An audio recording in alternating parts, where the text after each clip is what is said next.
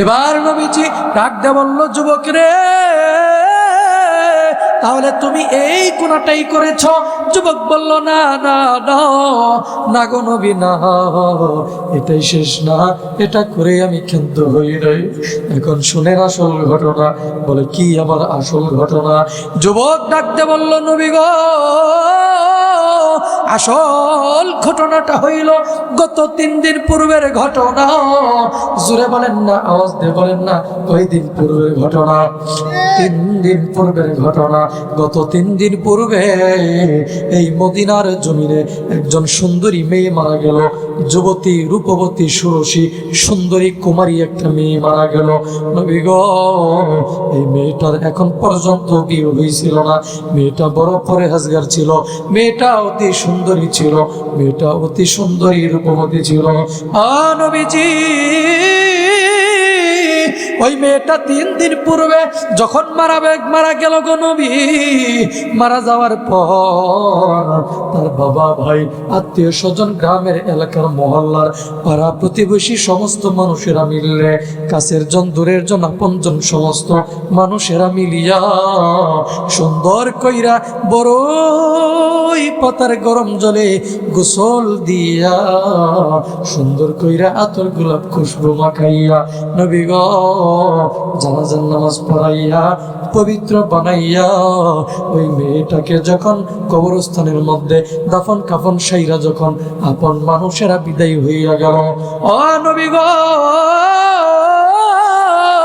আমি যখন রাত্রি গভীর হইয়া গেল, আমি যুবক ওই গুরুস্থানের মধ্যে চইলা গেলাম। গুরুস্থানের মধ্যে যাইয়া গো নবী, ওই যে নিত্য নতুন কবরটা দিয়ে গেল, ওই কবরের মধ্যে আমি গেলাম।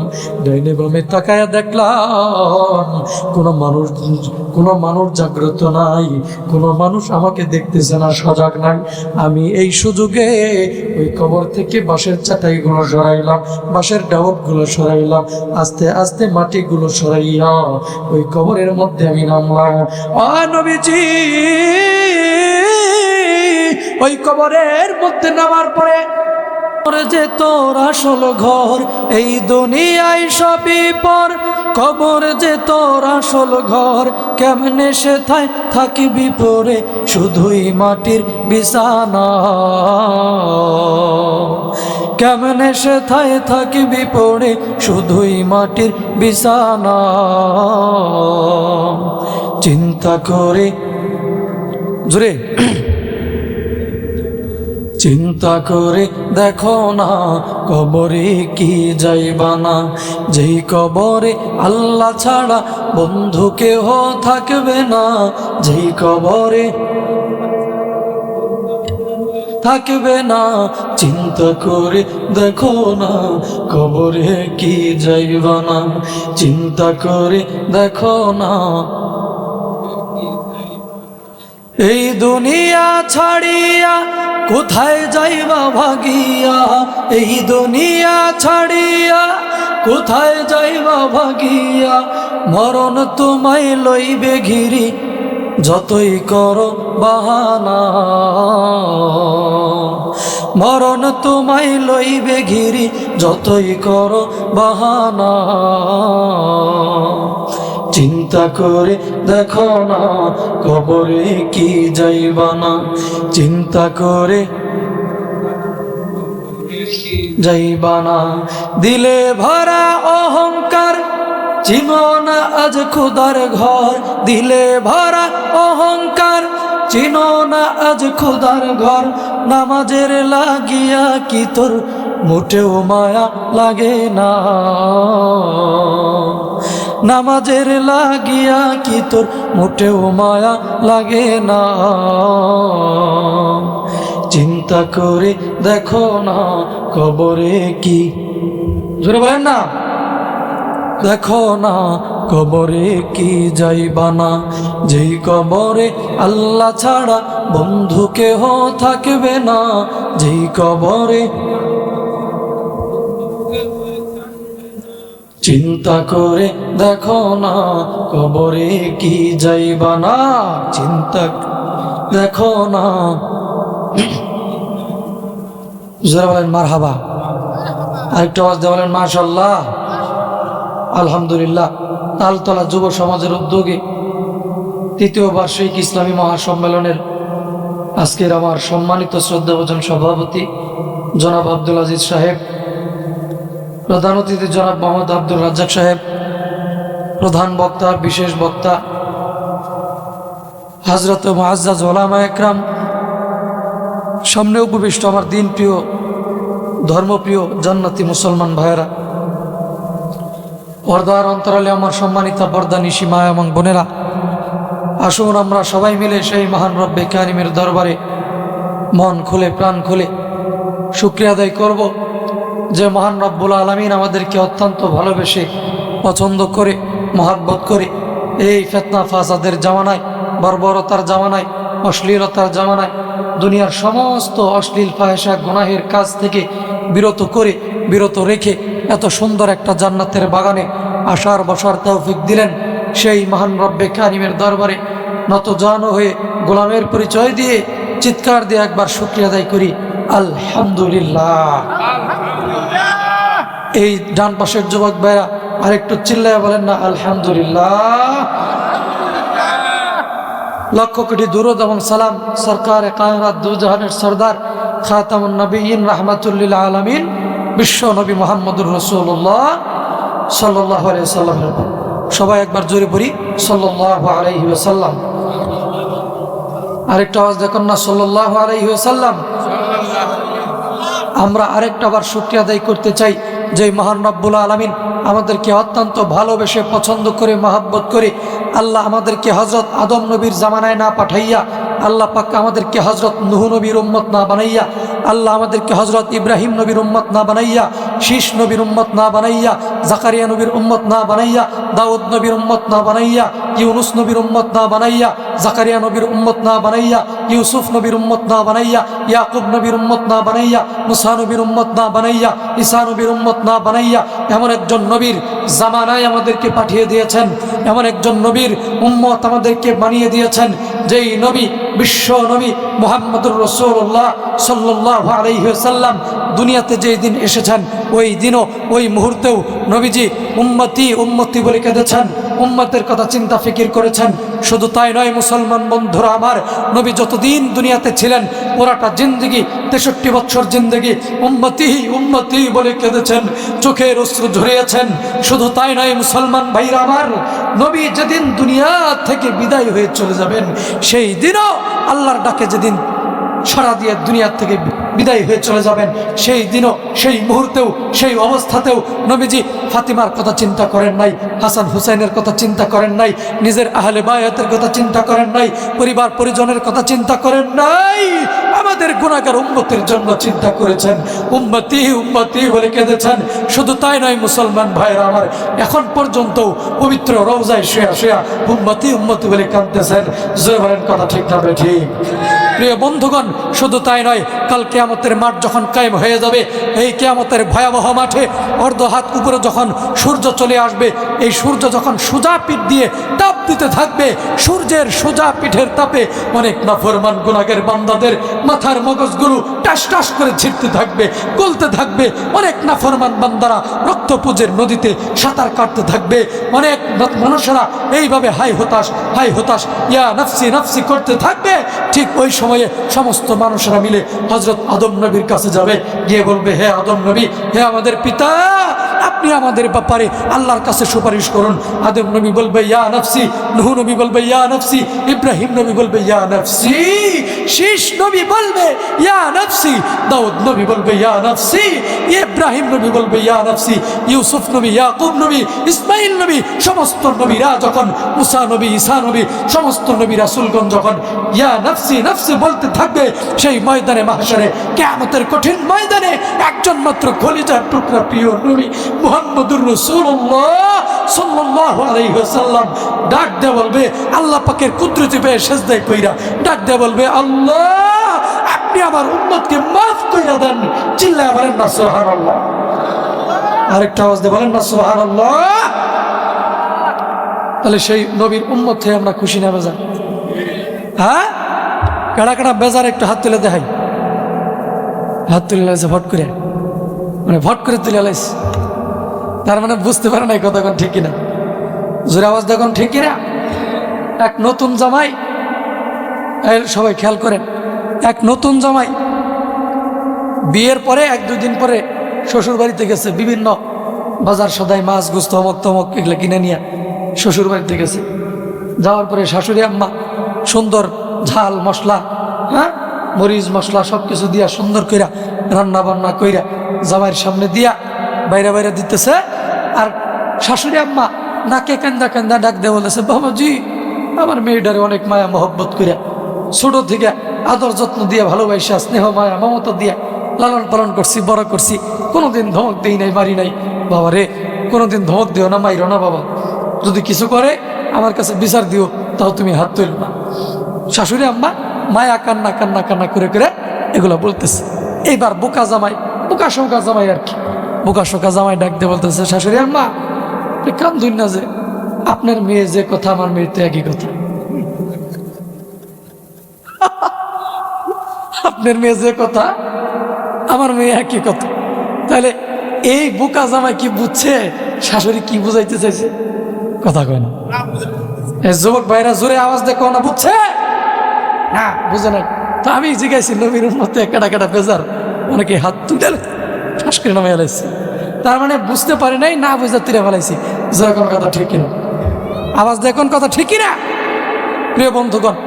তাহলে আমরা মানুষ, আমাদের দ্বারা ভুল হতেই পারে, অন্যায় হতেই পারে, ভুল ত্রুটি হয়ে যেতেই পারে, কিন্তু সেই ভুল ত্রুটি ক্ষমা করার অধিকার কে রাখে? আওয়াজ দিয়ে বলেন কে? আল্লাহর নামটা একটু আওয়াজ দিয়ে বলা যায় না রে বাবা? আল্লাহ, নারায়ে তাকবীর। সবাই হাত তোলেন দেখি, আল্লাহর সালাত দেন দেখি। এ ভাই, তোমার স্ট্যান্ডার নাইমা পড়ে কেন? কি সমস্যা? মানে আমি তো মানে নিচা হয়ে কথা বলতে হয়, মানে একটু দেখো তো ওটা উঁচা করা যায় কিনা, বারবার নামে যাচ্ছে নিচের দিকে। যাই হোক প্রিয় বন্ধুরা, হাত নামাও বাবু, হাত নামাও, হ্যাঁ হাত নামাও, হাত নামান বাবা, হাত নামান।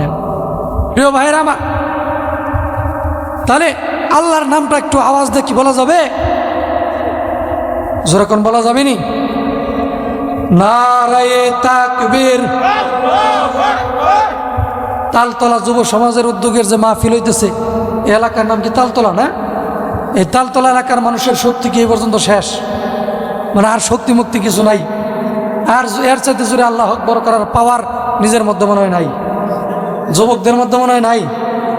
মুরব্বীদের আছে কিন্তু যুবকদের নাই মনে হইতেছে। তো যুবকদের আওয়াজ কই? আছে না নাই জোরে বলো? তাহলে প্রিয় বন্ধুরা আমার, ও তালতলার যুবক ভাইরা, আজকে তোমরা এইখানে গানের অনুষ্ঠান না দিয়া ইসলামী অনুষ্ঠান দিয়েছ, কোরআনের মাহফিলের আয়োজন করেছ, জান্নাতের বাগান সাজাইছ। ও মুসলমান ভাইয়ের আমার, যুবক ভাইয়ের আমার, আজকে এই তালতলার জমিন থেকে আল্লাহু আকবারের এমন একটা ধ্বনি, এমন একটা আওয়াজ আজকে দিয়ে দিবেন, যেই ধ্বনি শুই না আশেপাশে যত নাস্তিক মুরতাদ আছে, ইসলাম বিদ্বেষী আছে, কোরআন বিদ্বেষী আছে, যেই সমস্ত নাস্তিক মুরতাদেরা আল্লাহকে নিয়ে কটূক্তি করে, যেই সমস্ত আউল বাউল বাদবাহিশ বেয়াদবের দলেরা আল্লাহর কোরআনকে নিয়ে কটূক্তি করে, আল্লাহর নামে বিসর্জন করে, ওই সমস্ত বেঈমানদেরকে জানাই দিতে চাই, এই বেঈমানের দলেরা ইতিপূর্বে ফেরাউন টিকতে পারে নাই, ইসলামের বিরুদ্ধে কথা বলে নমরুদ টিকতে পারে নাই, আল্লাহর বিরুদ্ধে যুদ্ধ ঘোষণা করে গোলাম আহমদ কাদিয়ানী টিকে থাকতে পারে নাই, নিজেকে নবী দাবি করে। সুতরাং এই জমিনে, বাংলার জমিনে কোন ফ্যাসিস্ট সরকার, বেঈমান বেয়াদব, যেই বেয়াদবে যেই সরকার আলেম ওলামার হাতে পায়ে বেরি পড়াইয়া পড়াইয়া আদালতের মধ্যে ঘুরাইছে, উঠাইছে, নামাইছে, আলেমদেরকে অপমান করছে, তারা এই পর্যন্ত টিকতে পারে নাই। আমরা আবারও একটা আওয়াজ দিয়ে জানাই দিতে চাই, ভবিষ্যতেও কোনো ইসলামের শত্রুরা, ইসলামের দুশ্মনেরা, যুবক সমাজের ইসলামের শত্রুরা, কোরআনের শত্রুরা, এই যুবকদের মাহফিলের শত্রুরা বাংলার জমিনে টিকে থাকতে পারবে না। জোরে কোন কথা ঠিক কিনা? আর একটু জোরে কোন কথা ঠিক কিনা? তাহলে এমন একটা পাওয়ার দিয়ে আওয়াজ দিতে পারবেননি? পারবেননি সবাই? নারায়ে তাকবীর। আল কোরআনের আলো, আল হাদিসের আলো, গান বাজনা যেখানে, আউল বাউল যেখানে, ঢোল তবলা যেখানে, নারে তাকবীর। এত মানে বোঝা যাইতেছে যে রাত মাত্র মাগরিবের পর নাকি 10টা পার হয়েছে, কিন্তু বোঝা যাইতেছে না যে 10টা বাজছে। কথা কোন ঠিক কিনা? প্রিয় বন্ধুরা, প্রধান বক্তা আসার আগ পর্যন্ত যদি কিছু আলোচনা করা হয়, শেষ পর্যন্ত থাকবেন তো ইনশাল্লাহ? নাকি আমারে থুয়ে পলাইবেন? পলাইবেন কেডা কেডা? পলাইবেন না তো ইনশাল্লাহ? যাজ্ঞা বাবু, গরিব গরিব মানুষ আমরা বৈশা থাকি।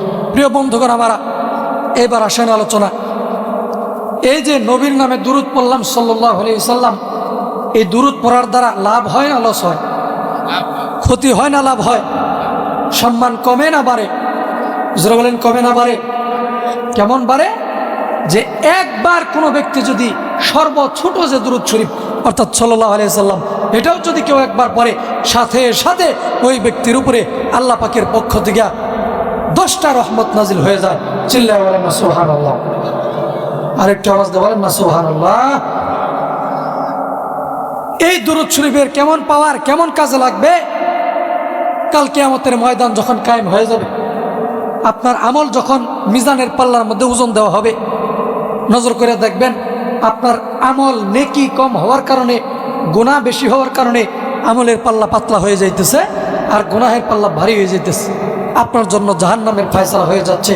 আপনি তখন হাউমাউ করে কাঁদতে থাকবেন, চোখের পানি ফালাইয়া এদিক সেদিক তাকাইতে থাকবেন, হায় আফসোস করতে থাকবেন। এখন তো আমার রক্ষা নাই, আমাকে তো কিছুক্ষণের মধ্যে জাহান্নামে ফেলাই দেব।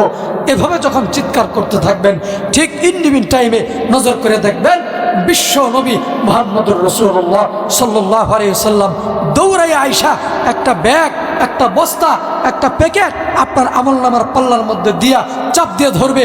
আপনার আমলনামার পাল্লা ভারী হয়ে যাবে, আর গুনাহের পাল্লা পাতলা হয়ে যাবে। আপনার জন্য জান্নাতের ফয়সালা হয়ে যাবে।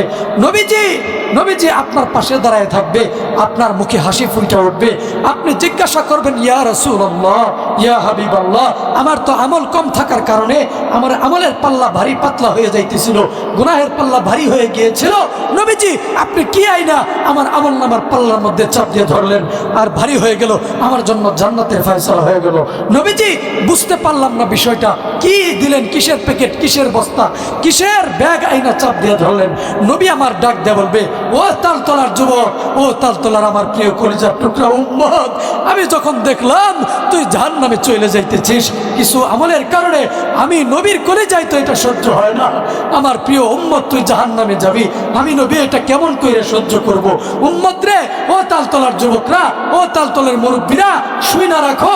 তোমাদেরকে নবীজি তখন ডাক দেয়া বলবে, হে তালতলার মানুষ, হে তালতলার উম্মত, তোমরা ওই যে তালতলা যুব সমাজের উদ্যোগে যে মাহফিল হয়েছিল, মাহফিলের মধ্যে বৈশা যে দুরূদ শরীফ পাঠ করছিলাম, আমি নবীর মহব্বতে ভালোবাসায় যে দুরূদ সালাম পেশ করছিলাম, সেই দুরূদ একজন ফেরেশতা আইনা আমি নবীর কাছে জমা দিছে।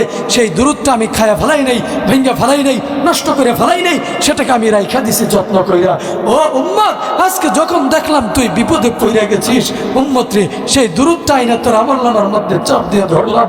আল্লাহ পাক আমার মহব্বতে, আমি নবীর ভালোবাসায়, আমি নবীর দুরূদের মহব্বতে আজকে তোর আমলনামার পাল্লা ভারী করে দিছে আল্লাহ। উম্মত, চিল্লায় চিল্লায় যাও, হাসতে হাসতে যাও, জান্নাতে ঢুকে যাও, চিন্তা নাই, টেনশন নাই। জোরে বলেন না সুবহানাল্লাহ। তাহলে দুরূদের পাওয়ার আছে না নাই? দরকার আছে না নাই? কেমন আছে পাওয়ার শুনেন। তৎকালীন জামানায় মক্কার জমিনের একজন হতদরিদ্র মানুষ, ভিক্ষুক মানুষ, গরিব মানুষ, মিসকিন মানুষ, ফকির মানুষ ছিল। এই ফকির, ভিক্ষুক, হতদরিদ্র ব্যক্তিটা আবু জাহেলের কাছে গেছে, গিয়ে বলতেছে, আবু জাহেল নেতা, হে মক্কার লিডার, আপনি তো মক্কার জমিনের সবচাইতে বড় লিডার, নেতা, তাইলে আমি তো গরিব মানুষ, ফকির মানুষ, 3-4 দিন হইল আমি আমার বিবি বাচ্চা নিয়ে, পরিবার পরিজন নিয়ে খাদ্য খাইতে পারি না। আবু জাহেল নেতা, আমরা যদি কিছু দয়া করে হাদিয়া দিতেন, কিছু দান করতেন, কিছু সহযোগিতা করতেন, আমার বড় উপকার হইত। তো এবার আপনারা বলেন, আবু জাহেল লোকটা খারাপ ছিল না ভালো ছিল? আওয়াজ দিয়ে কয় না, ভালো ছিল না খারাপ ছিল? কম খারাপ না বেশি খারাপ? জঘন্যতম খারাপ। জোরে কোন কথা ঠিক কিনা? এবার আবু জাহেল এই ভিক্ষুকের কথা শুনে মনে মনে একটা শয়তানি চিন্তা করলো। কি চিন্তা করলো? শয়তানি চিন্তা। শয়তানি চিন্তাটা কি? ডাক দিয়ে বললো, ভিক্ষুক, তুমি তো আমার কাছে আসছো, কিন্তু আমি তো মূলত বড় লোক না, ধনী না। আপনারা বলেন আবু জাহেল ধনী ছিল না গরিব ছিল? ধনী ছিল, অনেক সম্পদের মালিক ছিল। ডাক দিয়ে বলতেছে, ভিক্ষুক আমি তোমার কিছু দান করতে পারবো না, তোমাকে দেওয়ার মতো আমার কাছে কোনো কিছু নাই, আমি হইলাম গরিব মানুষ, তোমার কেমনে দান করব? এইবার ভিক্ষুক তো জানে না, সরল মনা মন নিয়ে গেছে, ডাক দিয়ে বলতেছে, আবু জাহেল না তা আপনি যদি গরিব হন, ধনী কে, কার দরবারে যাব, কে কার কাছে গেলে আমাকে দান করবে, সহযোগিতা করবে? এইবার আবু জাহেল আরেকটু সুযোগ পেয়ে গেল, ডাক দিয়ে বলতেছে, ভিক্ষুক আমি ধনী না, আমি গরিব মানুষ, কিন্তু ধনী একজন আছে। কে? নবীর মেয়ের জামাই হযরত আলী হইল ধনী। যেরকম আল্লাহু আকবার। এবার বলেন আলী গরিব ছিল না ধনী ছিল? আমরা জানি কিতাবের মধ্যে আসছে, ওলামা একরাম বলেন যে আলীর ঘরে একাধিক 2-3 দিন পর্যন্ত চুলায় আগুন জ্বলতো না, অভাবের কারণে। যেরকম কথা ঠিক কি? তো আলীর কথা কেন বললো? যে আবু জাহেল চিন্তা করছে যে আলীর কথা বইলা দেই, আলী তো গরিব, দিতে পারবেই না, আলী তো নিজে না খায় থেকে দিবে কোত্থেকে? আলীর কাছে যখন এই ভিক্ষুককে সাহায্য চাইবে, আলী তো দিতে পারবেই না, আর যখন দিতে নারাজ হবে, দিতে পারবে না, এই ভিক্ষুক আলীকে, মুসলমানদেরকে গালমন্দ করবে, গালিগালাজ করবে, তুচ্ছ তাচ্ছিল্য করবে, আর মুসলমানরা অপমানিত হবে, অপদস্থ হবে, লজ্জিত হবে। এতে আমি আবু জাহেলের অনেক ভালো লাগবে। যেরকম নাউজুবিল্লাহ। এটাই শয়তানি চিন্তা, যে আবু জাহেল ধনী মানুষ কিন্তু সে গরিব দাবি করলো, আর আলী গরিব মানুষ তারে ধনী বানাইয়া নাটক করলো, ভিক্ষুকের সাথে একটা ছলচাতুরি করলো, একটা বাটপারি করলো। জোরে বলেন কথা ঠিক কি? ভিক্ষুক সরল মনা মন নিয়ে হাঁটি হাঁটি পা পা কইরা হযরত আলীর বাড়ির সামনে চলে গেল। যেরকম আল্লাহু আকবার। আরেকটা আওয়াজ দেখুন না, আল্লাহু আকবার। যুবক ভাইরা আমার, রে মুরব্বী বাবারা, ও পর্দার অন্তরালের মহিলা মা বোনেরা গো, খুব লক্ষ্য কইরা শুনবেন, খুব মনোযোগ দিয়ে শুনবেন গো বাবা। কোনো দিকে কোনো নজর নাই, কোনো দিকে কোনো খেয়াল নাই রে বন্ধু। এবার সরল মনা ভিক্ষুক হাঁটি হাঁটি পা পা করিয়া হযরত আলী রাদিয়াল্লাহু তাআলা আনহু বাড়ির সামনে চইলা গেল। গেটের সামনে দাঁড়াইয়া, দরজার সামনে দাঁড়াইয়া এমন কইরা গেটের মধ্যে, দরজার মধ্যে ঠক ঠক করে আওয়াজ দিল। আওয়াজ দিয়া বলল, ও আলী ভাই, বাড়ির মধ্যে আছেন নাকি? বাড়ির মধ্যে যদি থেকে থাকেন তাহলে একটু সময়ের জন্য বাহিরে আসেন, একটু জরুরি বিষয় একটা কথা বলবো, জরুরি বিষয় একটা কথা বলবো। আমার ভাইরা, আমার বন্ধুরে, এবার হযরত আলী রাদিয়াল্লাহু তাআলা আনহু ভিক্ষুকের এই কথা শুনিয়া ঘরের মধ্য থেকে, বাড়ির ভিতর থেকে, ঘরের ভিতর থেকে বাহিরে আসলো। গেটটা, দরজাটা খোলার পর হযরত আলী রাদিয়াল্লাহু তাআলা আনহু নজর কইরা দেখলো একজন জীর্ণ শীর্ণ মানুষ দরজার সামনে দাঁড়ায় আছে, গেটের সামনে দাঁড়ায় আছে। হযরত আলী ডাক দিয়ে বলল, ও ভাই, তুমি কে? তোমার পরিচয় কি? জলদি কইরা বলো না। আমি আলীকে কেন তুমি ডাকলা? আমি আলীর নাম ধরে সম্বোধন কেন ডাকলা? কি সমস্যা বলো না, কি হয়েছে বলো না জলদি করে। এবার ভিক্ষুক ডাক দিয়ে বলল, আলী ভাই, আমি আপনার কাছে এসেছি একটা গুরুত্বপূর্ণ কথা বলার জন্য। বলে, কি কথা বলবা? জলদি বলো, জলদি বলো। এবার ভিক্ষুক ডাক দিয়ে বলল, ও আলী ভাই, আমি হইলাম মক্কার জমিনের একজন হতদরিদ্র মানুষ, ফকির মিসকিন গরিব মানুষ। আমি আপনার কাছে আসছি কিছু সাহায্য সহযোগিতা নেওয়ার জন্য। শুনেছি আপনি নাকি অনেক বড় লোক মানুষ, অনেক ধনাঢ্যবান ব্যক্তি, অনেক টাকা পয়সা ধন সম্পদের মালিক। আরে বাবাজি, এবার হযরত আলী রাদিয়াল্লাহু তাআলা আনহু ডাক দিয়ে বলল, ভিক্ষুক রে, ও আমার ভিক্ষুক ভাই, আমার কাছে তুমি কি ভাইবা আসছো, কি শুনে আসছো?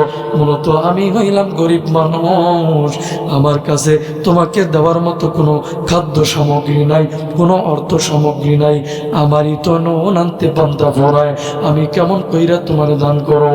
গোটা মক্কা মদিনার মানুষ জানে আমি আলীর ঘরে একাধিক 2-3 দিন পর্যন্ত চুলার মধ্যে আগুন জ্বলে না। জোরে বলেন আল্লাহু আকবার। আরে তালতলার যুবক ভাইরা রে, ও পর্দার অন্তরালের মহিলা মা গো, ও আমার মুরব্বী বাবারা, ও আমার ছোট্ট ছোট্ট মাসুম বাচ্চারা, সবাই খুব মনোযোগ দিয়ে শুনবেন গো বন্ধু, কোনো দিকে কোনো নজর নাই। এবার হযরত আলী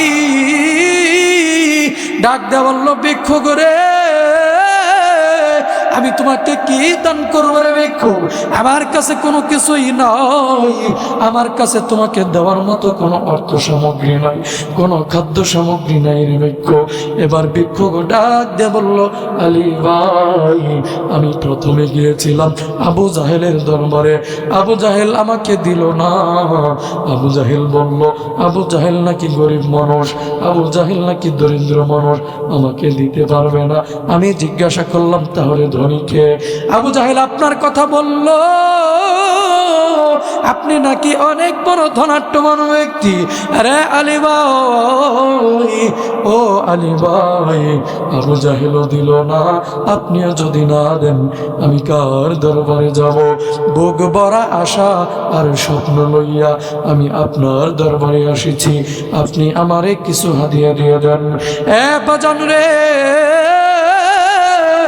এবার হযরত আলী রাদিয়াল্লাহু তাআলা আনহু ডাক দিয়া বলল, ভিক্ষুক ভাই, ও ভিক্ষুক ভাই, বুঝতে পেরেছি, এখন আমি বুঝতে পেরেছি আবু জাহেল কেন আমার কাছে তোমাকে বাড়াইছে। বলে, কেন বাড়াইছে? বলে, আবু জাহেল তোমার সাথে ছলচাতুরি করেছে, বাটপারি করেছে, 2 নাম্বারি করেছে। ও ভিক্ষুক, কারণটা হইল, তুমি যখন আমার কাছে আইসা চাইবা, সাহায্য চাইবা, আমি যখন দিতে পারবো না, তখন তুমি আমাকে গালি গালাজ করবা, গালমন্দ করবা, তুচ্ছ তাচ্ছিল্য করবা, অপমান আর অপদস্থ করবা। এরে ভিক্ষুক ভাই, মুসলমানদেরকে অপমান আর অপদস্থ করার জন্য আবু জাহেল তোমাকে আমার নিকট পাঠিয়েছে, মুসলমানদেরকে তুচ্ছ তাচ্ছিল্য করার জন্য তোমাকে আমার নিকট পাঠিয়েছে। মূলত আমি হইলাম গরিব মানুষ, আমি হইলাম হত দরিদ্র মানুষ, আল্লাহর ওয়াস্তে মাফ কইরা দাও, আমি তোমারে কিছু দান করতে পারবো না। আরে বাবাজি, এবার হযরত আলীর এই কথা শোনার পর ভিক্ষুক ডাক দিয়ে বলল, আলী ভাই, ঠিক আছে আলী ভাই, আপনি যেহেতু দান করতে পারবেন না, আপনি যেহেতু হত দরিদ্র মানুষ, ও আলী ভাই, আমি তো আগে জানতাম না, এখন সে আমি বুঝতে পারলাম, আসলে মূলত আবু জাহেলই হইল, বাটপারি করেছে, আমার সাথে ছলচাতুরি করেছে। আলী ভাই, যদি মনে কষ্ট পেয়ে থাকেন আমাকে আল্লাহর ওয়াস্তে মাফ করে দিবেন, আসসালামু আলাইকুম বলে ভিক্ষুক আলীর সামনে থেকে বিদায় নিয়ে চলে যাচ্ছে। হাঁটি হাঁটি পা পা করিয়া কিছু দূর যখন চলে গেল, হযরত আলীর মন মানায় না, হযরত আলীর দিলের মধ্যে আনচান আনচান করে, হযরত আলীর মনে মানায় না। হযরত আলী রাদিয়াল্লাহু তাআলা আনহু ডাক দিয়ে বলল, ভিক্ষুক রে, আগে যাইও না, একটু সময়ের জন্য দাঁড়াও, দাঁড়াও দাঁড়াও দাঁড়াও, আবার তুমি আমার সামনে একটু এসে দাঁড়াও। এবার ভিক্ষুক ডাক দিয়ে বলল, আলী ভাই, একটু আগেই তো বললা তোমার কাছে কোনো কিছুই নাই রে আলী ভাই, আমাকে দেওয়ার মতো তোমার কাছে কোনো অর্থ সামগ্রী নাই। আলী ভাই গো, আপনি নাকি গরিব মানুষ, আপনি নাকি দান করতে পারবে না, তাহলে এখন আবার কেন পিছু পিছু ডাকতেছেন, কেন পিছনে পিছনে ডাকতেছেন? রে বন্ধুরে, এবার হযরত আলী রাদিয়াল্লাহু তাআলা আনহু একদম বলল, ভিক্ষুক রে, তোমাকে যেন কে আমার কাছে পাঠিয়েছে? বলে আবু জাহেল পাঠাইছে। বলে আবু জাহেল আমাকে আমার কাছে তোমাকে পাঠিয়েছে আমাকে অপমান আর অপদস্থ করার জন্য, মুসলমানদেরকে তুচ্ছ-তাচ্ছিল্য করার জন্য, নবীর মেয়ের জামাই হযরত আলীকে অপমান করার জন্য। কিন্তু ভিক্ষুক, আজকে আমি আলী এমন একটা খেলা খেলবো, উল্টা আবু জাহেলি অপমান হবে। জোরে কন্যা আল্লাহু আকবার। ভিক্ষুক ডাক দিয়ে বলল, আলী ভাই, তুমি কি এমন কাজ করবো আলী ভাই? এবার হযরত আলী ডাক দিয়ে বলল, ভিক্ষুক রে, একটু সময়ের জন্য আমার সামনে আসো। আজকে আমি তোমাকে এমন একটা জিনিস দান করব, এমন একটা দামি বস্তু তোমার দান করব, যে দামি বস্তু দুনিয়ার কোনো মানুষকে কোনো দিন দান করতে পারে না, হাদিয়া দিতে পারে না। এমন একটা দামি জিনিস আমি তোমার হাদিয়া দিব। জোরে কন্যা সুবহানাল্লাহ। আমার ভাইরা, আমার বন্ধুরে, এবার এই ভিক্ষুক হযরত আলীর সামনে আইসা দাঁড়াইল। হযরত আলী ডাকতে বলল, ভিক্ষুক রে, তুমি আমার সামনে তোমার ডান হাতটা প্রসারিত করিয়া দাও। ডান হাতটা এইভাবে মুষ্টি কইলা আমার সামনে প্রসারিত কইরা দাঁড়াও। এবার ভিক্ষুক হযরত আলীর সামনে ডান হাতটা এইরকম প্রসারিত কইরা হাতের মুষ্টিটা কইলা দিয়া এমন কইরা দাঁড়াইল। এবার হযরত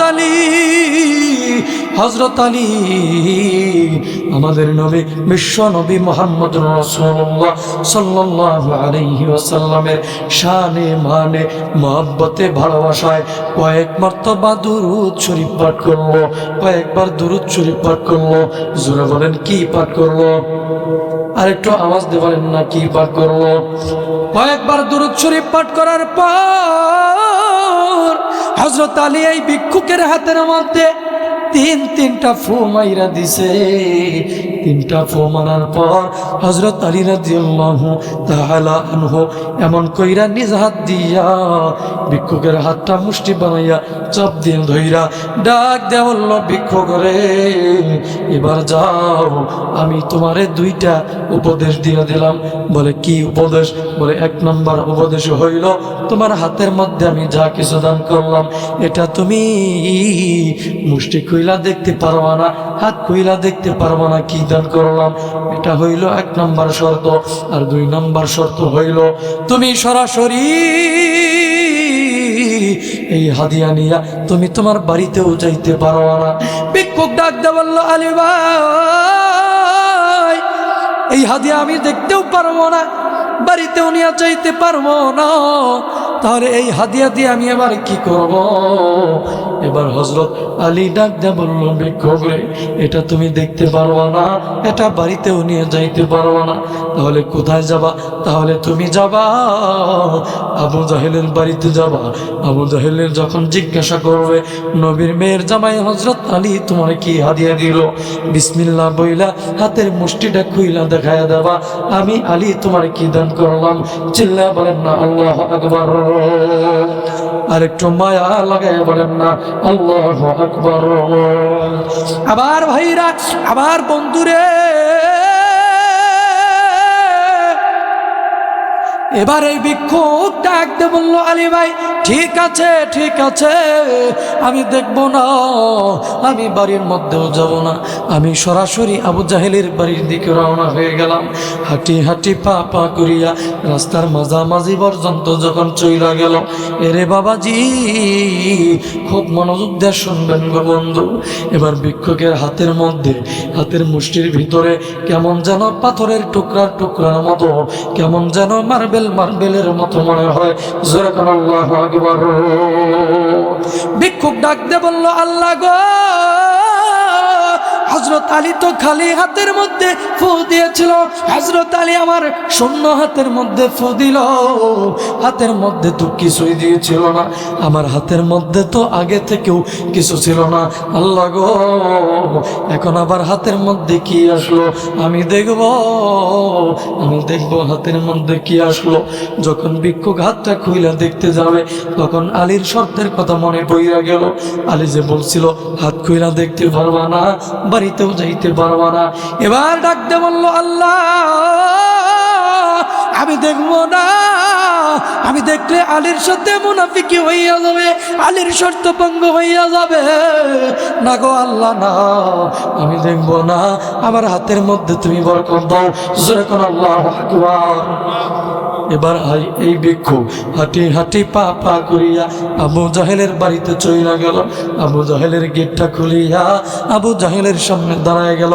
ডাকতে বলল, আবু জাহেল তুমি হইলা বাটপার, তুমি হইলা বেঈমান, তুমি হইলা 2 নম্বর ব্যক্তি। বলো কি হইল, কি বাটপারি করলাম, কি 2 নম্বরই করলাম? ভিক্ষুক ডাক দে বলল, ও আবু জাহেল, মূলত তুমি আমাকে বলেছিলা তুমি নাকি গরিব মানুষ, তুমি নাকি ধনী ব্যক্তি না। আর হযরত আলী নাকি ধনী মানুষ, হযরত আলী নাকি ধনী মানুষ, ধনাঢ্যবান ব্যক্তি। মূলত তুমি হইলা ধনী আর হযরত আলী হইল গরিব। কিন্তু আবু জাহেল শুই না রাখো, তুমি যতই বড় ধনী হও না কেন, তোমার মনটা, তোমার দিলটা হইল ছোট্ট পুঁটি মাছের আত্মার মতো, আর হযরত আলীর দিলটা হইল আকাশের মতো বড় উদার। চিল্লায়া বলেন না সুবহানাল্লাহ। ভিক্ষুক ডাকতে বলল, আবু জাহেল তুমি আমার সাথে বাটপারি করেছো, তুমি আমার সাথে ছলচাতুরি করেছো, তুমি আমার সাথে 2 নম্বরই করেছো। তুমি মুসলমানদেরকে অপমান আর অবদস্ত করার জন্য, তুচ্ছ তাচ্ছিল্য করার জন্য, নবীজির একজন বিশ্ববিখ্যাত সাহাবীকে অপমান করার জন্য, গালমন্দ করাবার জন্য তুমি আমাকে হযরত আলীর দরবারে পাঠিয়েছিলা। কিন্তু আবু জাহেল, মূলত হযরত আলী আমাকে বিশাল একটা জিনিস দান করছে, এমন দামি একটা জিনিস দান করেছে যে দামি বস্তু তোমার বাপও কোনোদিন দেখে নাই, তোমার 14 গোষ্ঠী কোনোদিন দেখে নাই, দুনিয়ার কোনো মানুষ কোনো মানুষকে কোনোদিন হাদিয়াও দিতে পারে না, এমন একটা দামি জিনিস আমার দান করেছে। এবার আবু জাহেল ডাকতে বলল, ভিক্ষুক আর লম্বা নয়, আর দেরি নয়, দেরি নয়, এবার জলদি কইরা বলো নবীর মেয়ের জামাই হযরত আলী তোমায় কি দান করেছে? এ বন্ধু খুব মনোযোগ দিয়ে শুনবেন, খুব নজর কইরা শুনবেন বন্ধু। এবার ভিক্ষুক বিসমিল্লাহ বলিয়া এই ডান হাতটা টান টান করে ধরলো।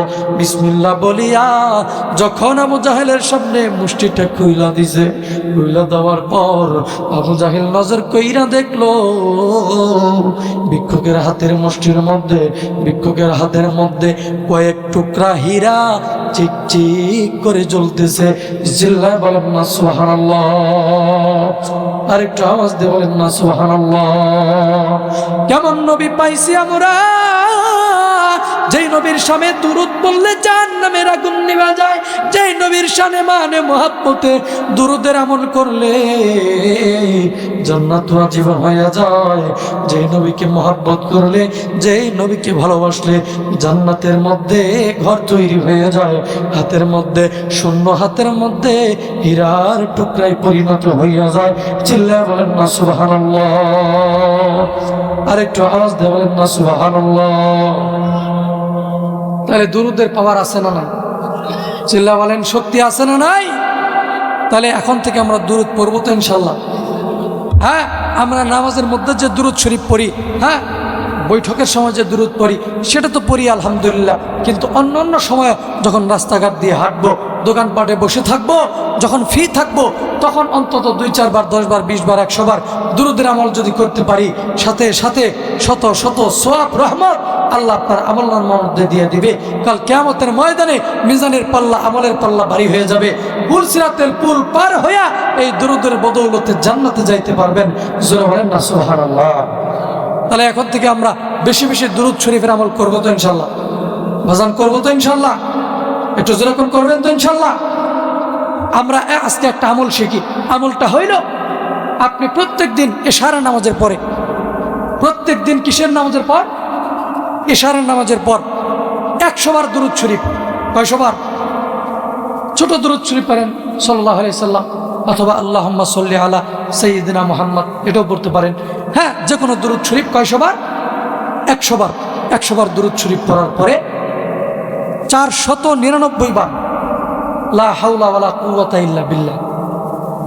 499 বার কি? লা হাওলা ওয়ালা কুওয়াতা ইল্লা বিল্লাহ।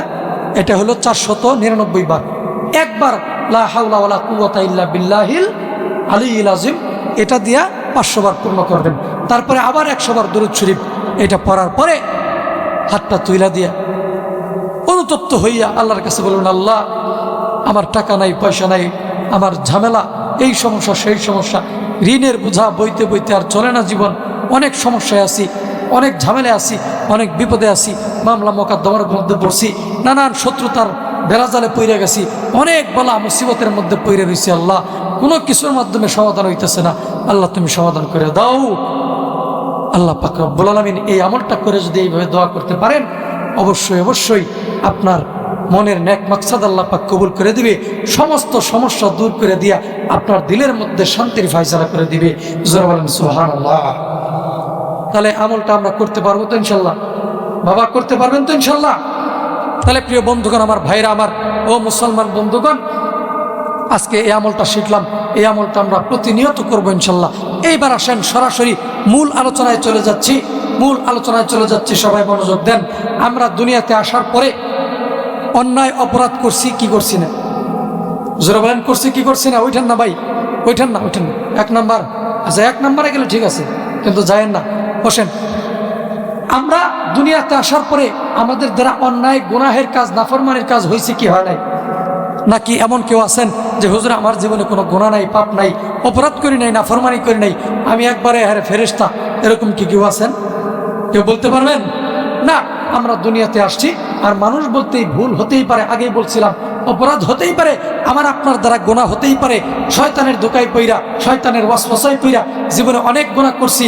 গুনাহ করতে করতে করতে করতে 30 বছর পার করে দিছি, নাফরমানি করতে করতে করতে 40 বছর পার করে দিছি, নামাজগুলোও ঠিক মতো পড়ি নাই, রোজাগুলোও ঠিক মতো রাখি নাই, 1 ওয়াক্ত বললে 2 ওয়াক্ত পড়ি নাই, একটা রমজানের রোজা রাখলে 10টা রাখি নাই, 20টা রাখলে 10টা রাখি নাই, সম্পূর্ণ করতে পারি নাই, সুদ ঘুষ মিথ্যা কথা, বিভিন্ন কবিরা সগিরা, বিভিন্ন জিনা ব্যভিচার করতে করতে আমাদের জীবনটা অন্যায়ের দ্বারা কালো হয়ে গেছে, আমাবস্যার রাতের মতো অন্ধকার হয়ে গেছে।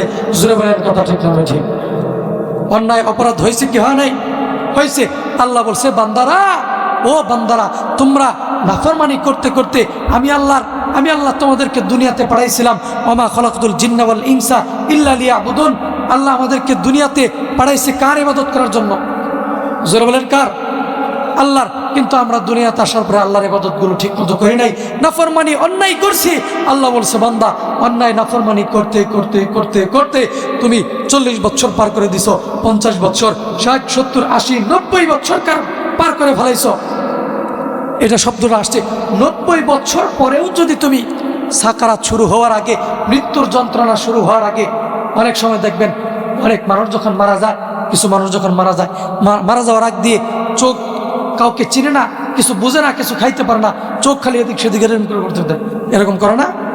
এরকম করে কি? এটা কি জন্য করে? তখন তার মৃত্যুর যন্ত্রণা শুরু হয়ে গেছে, সাকারাত শুরু হয়ে গেছে। কথা বলেন ঠিক কিনা?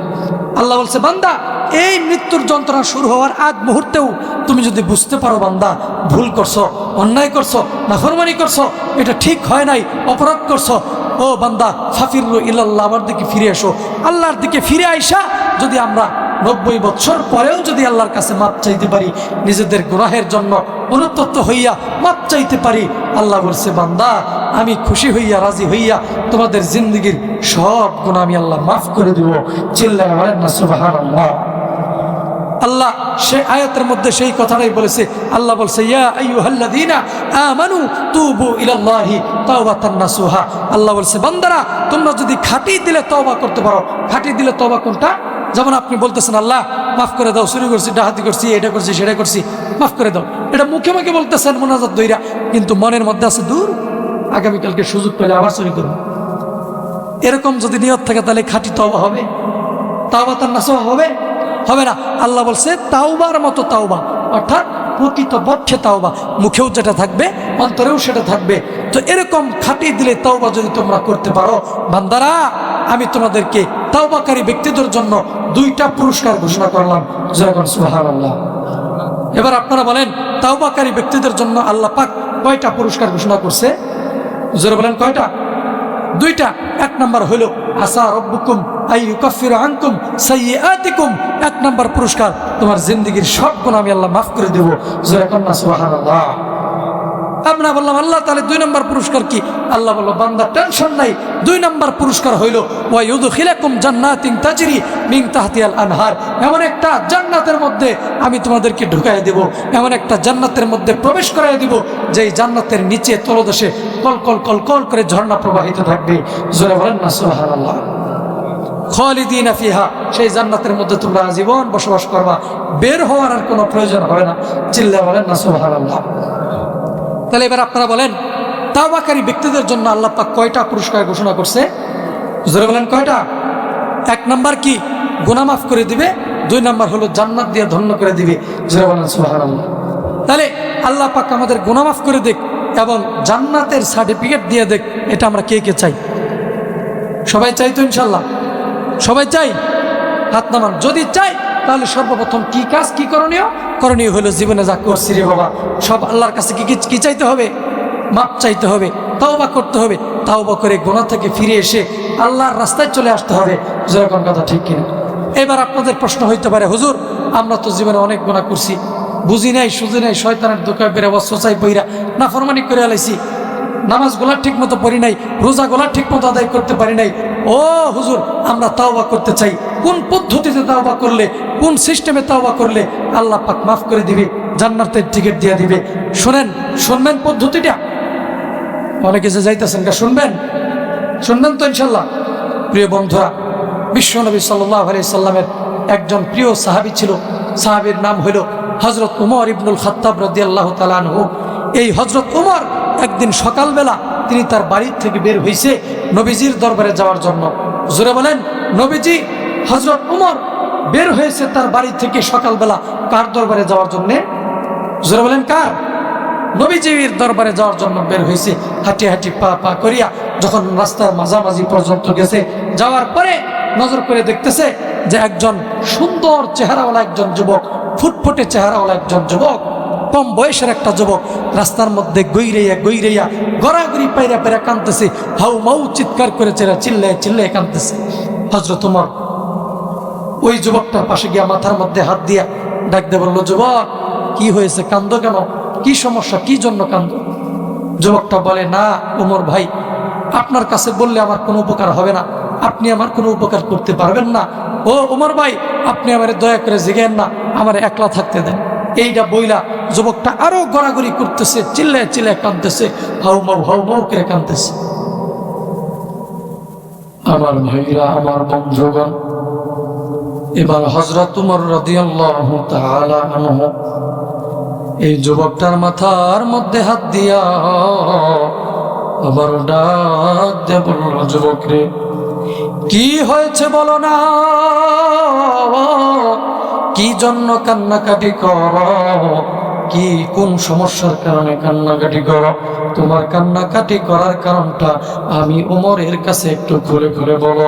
যুবক রে, তোমার কান্নাকাটি দেখিয়া আমি ওমরের সত্য দিলটা নরম হয়ে গেছে, আমি ওমরের কঠিন দিলটা নরম হয়ে গেল। জলদি বলো না কি জন্য কান্নাকাটি করো?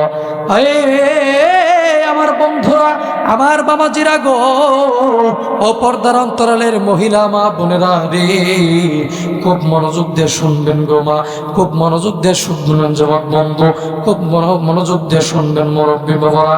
এবার এই যুবকটা ডাক দিয়ে বলল, উমর ভাই, আমি আপনার কাছে বলতে পারবো না, আপনার কাছে বললে আমার কোনো লাভ হবে না, কোনো উপকার হবে না। এবার হযরত ওমর আবারও ডাক দিয়ে বলল, যুবক কি হয়ে হয়েছে বলো না, কি সমস্যা বলো না। এবার যুবকটা ডাক দে বলল, ওমর ভাই আমি আপনার কাছে বলবো না, তবে একটা অনুরোধ আপনার কাছে করতে চাই। বলে কি অনুরোধ? বলে অনুরোধটা হইল আপনি কি আমাকে বিশ্ব নবীর দরবারে নিয়ে যাইতে পারবেন কিনা? যদি নবীর দরবারে নিয়ে যান, আমি নবীর কাছে আমার মনের কষ্টগুলা, মনের দুঃখগুলা, আমার কান্নাকাটি করার কারণটা আমি নবীর কাছে খুলে খুলে বলতে চাই। জোরে বলেন না আল্লাহু আকবার। আমার ভাইরা রে, এবার হযরত ওমর রাদিয়াল্লাহু তাআলা আনহু ডাক দিয়ে বলল, যুবক রে ঠিক আছে আমি তোমাকে নবীর দরবারে নিয়ে যাব, চলো চলো চলো আমি তোমাকে নবীর দরবারে নিয়ে যাই। এবার হযরত ওমর যুবকটাকে নিয়ে হাঁটি হাঁটি পা পা করিয়া কয়েক ঘন্টা রাস্তা অতিক্রম করিয়া নবীজির দরবারে চইলা গেল। এবার হযরত ওমর রাদিয়াল্লাহু তাআলা আনহু যুবকটাকে বাহিরে দাঁড় করাইয়া হযরত ওমর নবীর দরজার ঘুরিয়া ঘরের মধ্যে একাই ঢুকলো। হযরত ওমর একাই নবীর রুমের মধ্যে গেল। সালাম বিনিময় করার পর নবীজির সামনে হযরত ওমর দাঁড়ানো। বিশ্ব নবী ডাকতে বলল, ওমর রে তোমার কি হয়েছে বলো না। আরে ওমর তোমাকে জীবনে কোনোদিন কান্নাকাটি করতে দেখি নাই। ওমর রে আজকে তোমার চোখ বেয়ে বেয়ে পানি পড়তেছে, তোমার চোখ বেয়ে বেয়ে চোখের অশ্রু ঝরাইতেছ। ওমর রে তোমাকে কি কেউ মারিছে কিনা, নাকি তোমাকে কেউ গালি দিয়েছে, নাকি তোমাকে কি কেউ প্রহার করেছে, নাকি কোনো কষ্ট দিয়েছে? হযরত ওমর ডাকতে বলল, নবীজি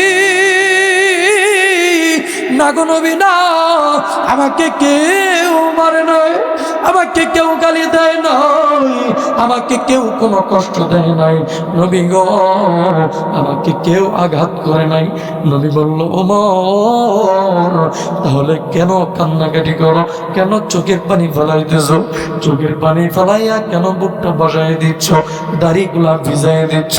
হযরত ওমর ডাকতে বলল, নবী গো আজকে সকালবেলা যখন বাড়ির থেকে বের হইলাম গো নবী, বাড়ির থেকে বের হওয়ার পর আপনার দরবারে আসবো নিয়ত করে বাড়ির থেকে ঘর থেকে বের হইলাম, কিন্তু নবী গো রাস্তার মাঝামাঝি পর্যন্ত যখন আসলাম নজর কইরা দেখলাম একটা কম বয়সের একটা যুবক মাটির মধ্যে গড়া করি গুইরা কান্দে, চোখের পানি ফেলায় ফেলায় কান্দে, হাউ মাউ করে কান্দে। আমি জিজ্ঞাসা করলাম, যুবকের কি হয়েছে বলো না, কিসের জন্য কান্দো, কোন কারণে কান্দো? আমি ওমরের কাছে বলো না। এবার হযরত ওমর রাদিয়াল্লাহু তাআলা আনহু ডাক দিয়ে বলল, নবী আমি এইটা জিজ্ঞাসা করার পর যুবক আমার কাছে বলতে চায় না, আমার কাছে বলবে না, সে আপনার কাছে বলতে চায়, আপনার কাছে মনের কষ্টগুলো বলতে চায়। নবীজি এজন্য যুবকটাকে আপনার দরবারে নিয়ে এসেছি। নবী বলল, যুবকটা এখন কোথায়? হযরত ওমর ডাক দিয়ে বলল, নবী গো যুবকটাকে ঘরের বাহিরে দাঁড় করে আসছি, বলে নিয়ে আসো। হযরত ওমর রুমের ভিতরে নিয়ে আসলো। যুবকটা এবার নবীজির সামনে আত্তাহিয়াতুর শুরুতে বৈশা মুখের মধ্যে হাত দিয়ে চাপ দিয়ে ধরে ধরে ফুপায় ফুপায় কান্দে, চোখের পানি ফালায় ফালায় কান্দে, কোনো কথা বলে না, শুধু কান্দে আর কান্দে। নবীজি ডাকতে বলল, ও যুবক কি জন্য কান্দ, কি সমস্যা বলো না, কোন সমস্যার কারণে কান্দ, কি হয়েছে জলদি করিয়া বলো না। এবার যুবকটা ডাকে দিয়ে বলল, নবী গো আমি বলতে পারবো না, আমি বলতে পারবো না গো নবীজি। এই কথা যখন বলতে যাই, এই কথাটা যখন স্মরণ হয়ে যায় গো নবী, আমি যুবকের কলিজাটা ফাইটা যাই গো নবী, আমি সহ্য করতে পারি না গো নবী। আমি অনেক বড় অন্যায় কইরা ফেলাইছি, অনেক বড় নাফরমানি করেছি, অনেক বড় গুনাহের কর্ম করেছি ও নবী গো। আমার মনে হয় আল্লাহ পাক রব্বুল আলামিন কাল কিয়ামতের ময়দানে আমি যুবককে ঘাড় ধাক্কা দিয়ে জাহান্নামের মধ্যে ফেলে দিবে। জোরে কোন আল্লাহু আকবার। আবার ভাইরা রে, এবার যুবকটা ডাকতে বলল, নবী গো, ও আমার মায়ের নবীজি, আমি যখন এই গুনার কথা স্মরণ হয় আমার কলিজাটা ফাইটা যায় গো নবী, আমি বলতে পারি না গো নবী। আজকে 3 দিন হইল কোনো খাদ্য খাবার খাইতে পারি না, আজকে 3 দিন হইল 1 সেকেন্ডের জন্য বাড়িতে যাইতে পারি নাই, শুধু পাগলের মতো রাস্তাঘাটে বন জঙ্গলে ঘুরতেছি, আমার কি উপায় হবে? আল্লাহ তো আমার কোনোদিন মাফ করবে না। এবার নবীজি ডাকতে বলল, যুবক রে, কি গুনাহ করেছ, কি অপরাধ করেছ, জলদি কইরা বলো না রে যুবক। এবার যুবকটা ডাক দিয়ে বলল, নবী গো, ও গো নবীজি, ও নবী গো, আমার যে গুনাহটা এটা দুনিয়ার সব কিছুর চাইতেও বড় হয়। এবার নবীজি ডাক দিয়ে বলল, যুবক, তোমার গুনাহ বড় নাকি আল্লাহর আসমান বড়? যুবক বলল, নবীজি, আবার দিল সাক্ষী দেয় আল্লাহর আসমানের চাইতেও আমার গুনাহটা বড় হয়। এবার নবীজি ডাকতে বলল, যুবক রে, এবার তুমি বলো না রে যুবক, তোমার গুনাহ বড় নাকি আল্লাহর কুরসি বড়? যুবক বলল, নবী গো, আমার মনে হয় আল্লাহর কুরসির চাইতেও আমার গুনাহটা বড় হবে। নবীজি, আসমান জমিন পাহাড় পর্বত নদী নালা খাল বিল আরশ কুরসি লৌহ কলম সব কিছুর চাইতেও মনে হয় আমার গুনাহটা বড় হবে, অপরাধটা মনে হয় বড় হবে।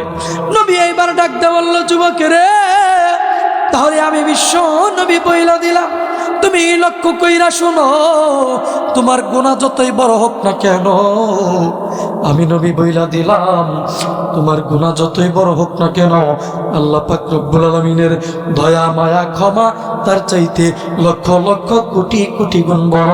জোরে বলেন না সুবহানাল্লাহ। আল্লাহর দয়া ছোট না বড়? আওয়াজ দিয়ে বলেন, ছোট না বড়? আল্লাহ তুমি দয়ার সাগর, রহমানুর রহিম, তোমার দয়ায় পূর্ণ আমার সারা নিশিদিন। বলেন না, আল্লাহ তুমি দয়ার সাগর, রহমানুর রহিম, তোমার দয়ায় আমার সারা নিশিদিন, তোমার দয়ায় সারা নিশিদিন। তুমি মিটাও সকল চাওয়া, দুদিন আগে পরে তোমার কাছে সকল পাওয়া, সবই তোমার তরে। তুমি মিটাও সকল চাওয়া, দুদিন আগে পরে তোমার কাছে সকল পাওয়া, সবই তোমার তরে। তোমার পথে চললে সবাই আসবে যে সুদিন, তোমার দয়ায় পূর্ণ আমার সারা নিশিদিন। আল্লাহ তুমি দয়ার সাগর, রহমানুর রহিম, তোমার দয়ায় দিন, তোমার দয়ায়।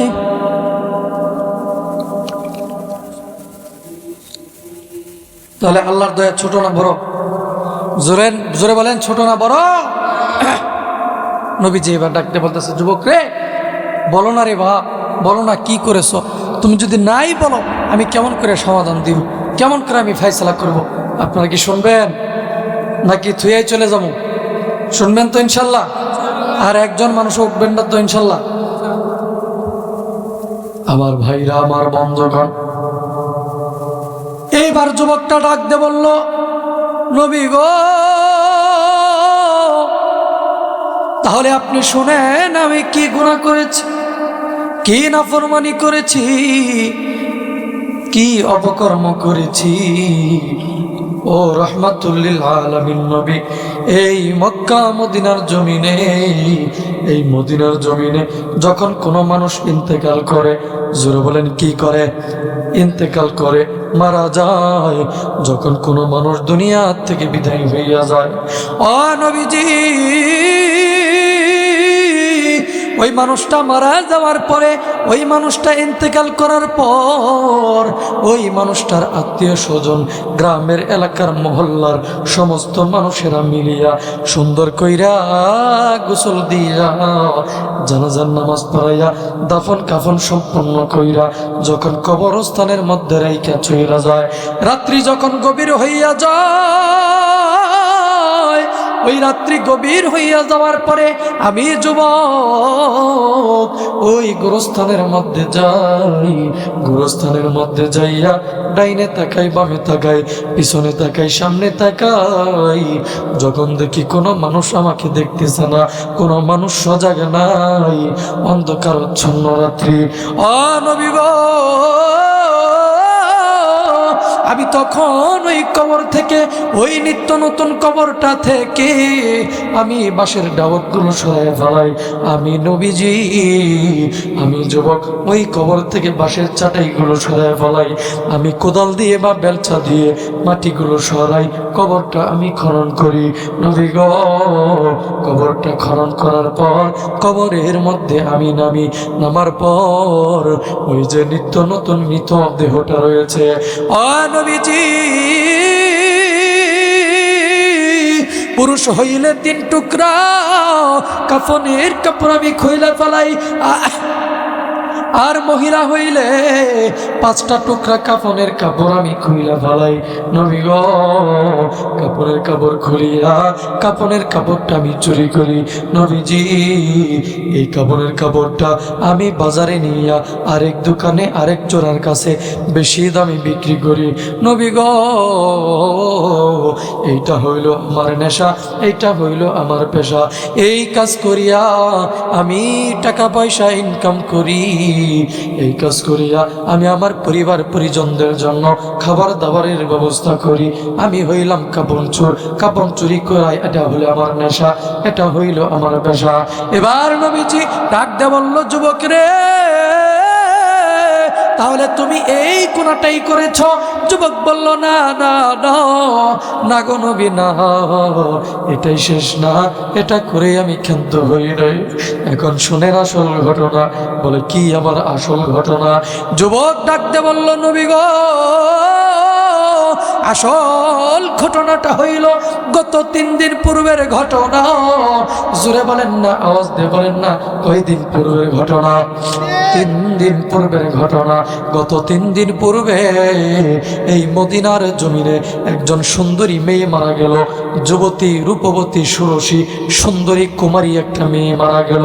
নবী গো, এই মেয়েটার এখন পর্যন্ত বিয়ে হয়েছিল না। মেয়েটা বড় পরহেজগার ছিল, মেয়েটা অতি সুন্দরী ছিল, মেয়েটা অতি সুন্দরী রূপবতী ছিল। নবীজি ওই মেয়েটা 3 দিন পূর্বে যখন মারা গেল গো নবী, মারা যাওয়ার পর তার বাবা, ভাই, আত্মীয় স্বজন, গ্রামের এলাকার মহল্লার পাড়া প্রতিবেশী সমস্ত মানুষেরা মিললে, কাছের জন দূরের জন আপনজন সমস্ত মানুষেরা মিলিয়া সুন্দর কইরা বড়ই পাতার গরম জলে গোসল দিয়া সুন্দর কইরা আতর গোলাপ খুশবু মাখাইয়া নবী গো জানাজার নামাজ পড়াইয়া পবিত্র বানাইয়া ওই মেয়েটাকে যখন কবরস্থানের মধ্যে দাফন কাফন সাইরা যখন আপন মানুষেরা বিদায় হইয়া গেল, ও নবী গো, আমি যখন রাত্রি গভীর হইয়া গেল, আমি যুবক ওই গুরুস্থানের মধ্যে চইলা গেলাম। গুরুস্থানের মধ্যে যাইয়া গো নবী, ওই যে নিত্য নতুন কবরটা দিয়ে গেল, ওই কবরের মধ্যে আমি গেলাম। ডাইনে বামে তাকায়া দেখলাম কোনো মানুষ জাগ্রত নাই, কোনো মানুষ আমাকে দেখতেছে না, সজাগ নাই। আমি এই সুযোগে ওই কবর থেকে বাঁশের চাটাইগুলো সরাইলাম, বাঁশের ডাবরগুলো সরাইলাম, আস্তে আস্তে মাটিগুলো কাপড়গুলো সরাইয়া ওই কবরের মধ্যে আমি নামলাম। ও নবীজি, ওই কবরের মধ্যে নামার পরে এক টুকরা, দুই টুকরা, তিন টুকরা, চারটা টুকরা, পাঁচটা টুকরা কাফনের কাপড় আমি খুইলা ফেলাইলাম। নবীজি কাফনের কাপড় খুলিয়া ওই মৃতদেহটাকে উলঙ্গ অবস্থায় রেখে আমি যখন কবর থেকে আবার উঠে চলে যাচ্ছি, এক পা যখন কবরের উপরে উঠাই দিছি, ঠিক ইন্টিমিন টাইমে পিছন দিক থেকে শয়তান আমাকে ধোঁকা দিয়া বলল, রে যুবক, ও যুবক, জীবনে অনেক লাশের কাফনের কাপড় তুই চুরি করেছিস, আজকেও এই লাশের কাফনের কাপড় তুই চুরি করলি। যুবক রে, কিন্তু একটা নজর তাকায় দেখলি না রে যুবক, একটা নজর তাকায় দেখোস না এই মেয়েটার মতো সুন্দরী মেয়ে আর একটাও পাইবি না। এই মদিনার জমিনের সবচাইতে সুন্দরী মেয়ে এটাই ছিল, এটা ছিল মদিনার হুরে মদিনা, সবচাইতে সুন্দরী মেয়ে ছিল। এই মেয়েটা ছিল কুমারী মেয়ে, এই মেয়েটা হইল সতী নারী। এই মেয়েটার এখন পর্যন্ত কোনো বিয়ে হয় নাই, কোনো পুরুষ আজ পর্যন্ত দেখতে পারে নাই। যুবকেরে, এই মেয়েটা হইল সতী সাধী মেয়ে, এই মেয়েটা হইল পবিত্র মেয়ে। রে যুবক, তুমি যদি চাও এই মেয়েটার সাথে তোমার কাম চরিতার্থ পূর্ণ করবা, তুমি তোমার মনের চাহিদাটা মিটাইবা, তুমি তোমার মনের খাহেশটা মিটাইবা। তোমার মনে যদি চাই এই মেয়েটার সাথে তুমি তোমার মনের খাহেশটা মিটাইতে পারো, এলাকার কেউ দেখবে না, কেউ তোমাকে বাধা দিতে পারবে না, কেউ তোমার কোনো ক্ষতি করতে পারবে না। এটাই কিন্তু সুযোগ, আর জীবনে কোনোদিন কিন্তু এরকম সুযোগ পাইবা না, এরকম সুন্দরী মেয়ে আর কোনোদিন পাইবা না। ও নবী গো, যুবকটা চোখের পানি ফেলাইয়া কাঁদলে আর ডাকতে বলল, নবী গো, আমি তখন শয়তানের ধোঁকায় পইরা গেলাম, শয়তানের ধোঁকায় পইরা আমি কবরের মধ্যে ওই মৃত মেয়েটার উপরে, মৃতদেহটার উপরে কুকুরের মতো, জানোয়ারের মতো ঝাঁপায় পড়লাম, জিনার কাজে লিপ্ত হইলাম। চিল্লায় বলেন না নাউজুবিল্লাহ, আর একটু আওয়াজ দিয়ে বলেন না নাউজুবিল্লাহ। আরে মুসলমান বন্ধুরে, ও এই তালতলার যুবক বন্ধুরা আমার, তোমরা গানের অনুষ্ঠান না দিয়া, অপকর্মে না লিপ্ত হইয়া আজকে তোমরা জান্নাতের বাগান সাজাইছো। বাবাজি, ও আমার কলিজার টুকরা যুবক ভাইরা, খুব মনোযোগ দিয়ে শুনবেন গো বন্ধু, খুব মনোযোগ দিয়ে শুনবেন রে ভাইরা আমার। রে বন্ধুরে, এই যুবকটা ডাকতে বলল, নবী গো, আমি তখন জিনার কার্য শুরু করলাম, আমি নিষ্ঠুরের মতো নিদয়া হইয়া নিষ্ঠুর হয়ে আমি মৃত মেয়েটার সাথে জিনার কাজ করলাম, অপকর্ম সারলাম, জিনার কার্য শেষ করলাম। জিনার কার্য শেষ করিয়া আমি যখন আবার কবর থেকে উইটা চইলা যাইতেছি, একটা পা যখন কবরের উপরে তুইলা দিছি, নবীজি,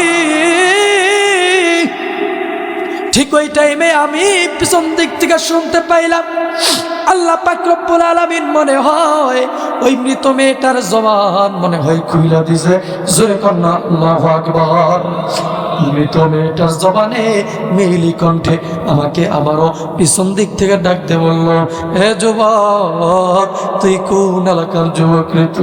তুই আমার শত্রু ছিলি না, আমিও তোর শত্রু ছিলাম না, আমার সাথে তোর কোনো দুশ্মনী ছিল না, তোর সাথেও আমার কোনো দুশ্মনী ছিল না। রে যুবক, তুই আমাকে কি এইটা কইরা দিলি? আমি হইলাম সতী সাধু মেয়ে, আমার এখন পর্যন্ত বিয়ে হয় নাই, আমাকে মদিনার কোনো ছেলে মানুষ, কোনো পুরুষ মানুষ আজ পর্যন্ত আমার শরীরে কোনোদিন টাচ করতে পারে নাই। যুবক রে, তুই আমাকে এটা কি কইরা দিলি রে যুবক? ও যুবক, আমার দেহের মধ্যে কোনো কলঙ্ক ছিল না, আমার দেহের মধ্যে কোনো কলঙ্ক ছিল না রে, আমার দেহের মধ্যে কোনো অপবিত্রতা ছিল না, আমার দেহের মধ্যে কোনো কলঙ্ক ছিল না। তুই আমার দেহের মধ্যে কলঙ্ক লাগাই দিলি, আমার দেহের মধ্যে অপবিত্রতা লাগাই দিলি। আমার দেহের মধ্যে তুই কলঙ্কের দাগ লাগাইয়া দিলি।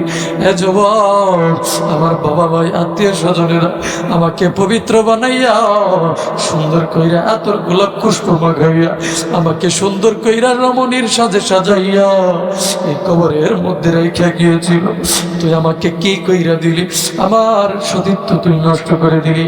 আমি চেয়েছিলাম কালকে কিয়ামতের ময়দানে আমি আমার পবিত্র দেহ নিয়ে আল্লাহর দরবারে দাঁড়াবো, আমি আমার সতীত্ব নিয়ে, আমি আমার ঈমান নিয়ে আল্লাহর দরবারে দাঁড়াবো।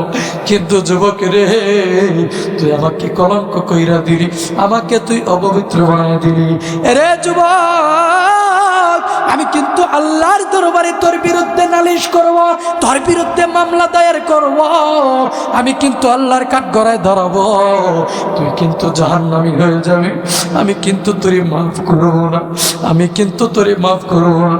আমার আল্লাহর জাহান্নাম কিন্তু তোর জন্য বরাদ্দ হয়ে গেল। যুবকটা এবার চোখের পানি ফালাইয়া ডাক দে বলল, নবী গো, এখন আপনি বলেন না গো নবী, আমি যে গুনাহটা করেছি এই গুনাহটা আমার আল্লাহ কি মাফ করো কি না?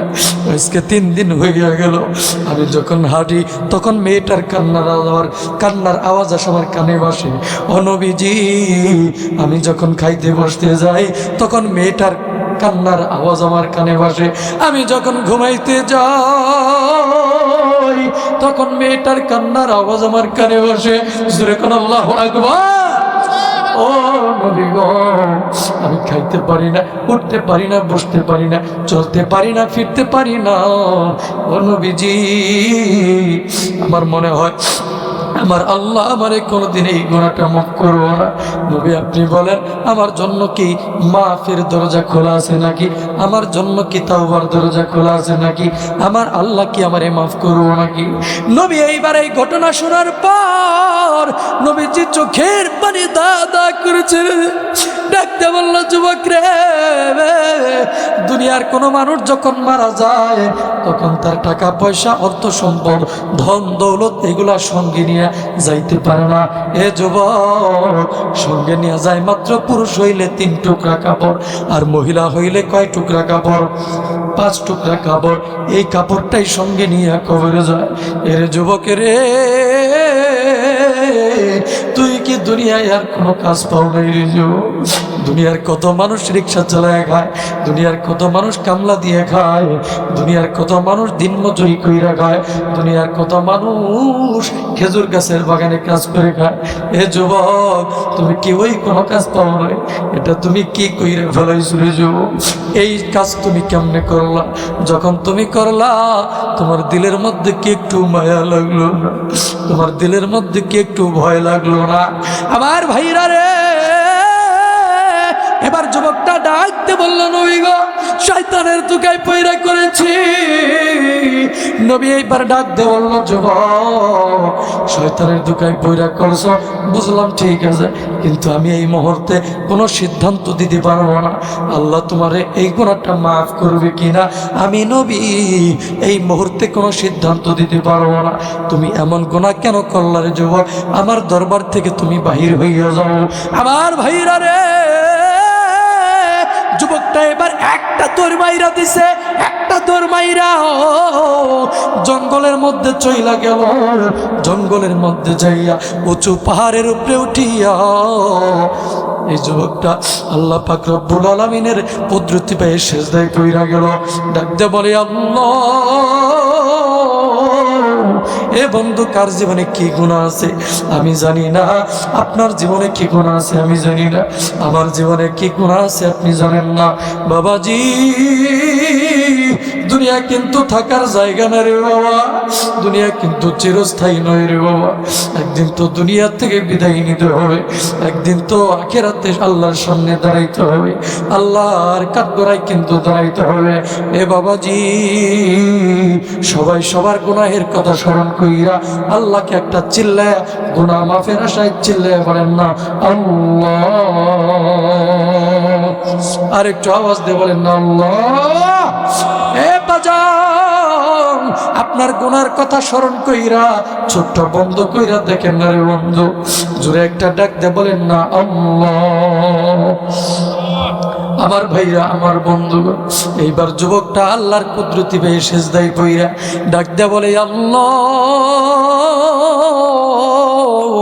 ও দয়ার আল্লাহ গো, আমি জীবনে অনেক বড় অন্যায় কইরা ফেলাইছি, শয়তানের দুকাই পইরা নাফরমানি কইরা ফেলাইছি, শয়তানের ওয়াসওয়াসায় পইরা গুনাহ কইরা ফেলাইছি। আল্লাহ গো, ও দয়ার আল্লাহ, আমি গিয়েছিলাম সমস্ত মানুষের কাছে, সমস্ত মানুষেরা আমাকে বিদায় করলো, সাহাবা একরামরা আমাকে বিদায় করলো, সর্বশেষে আল্লাহ গো তোমার রাহমাতুল লিল আলামিন নবী আমারে বিদায় কইরা দিল।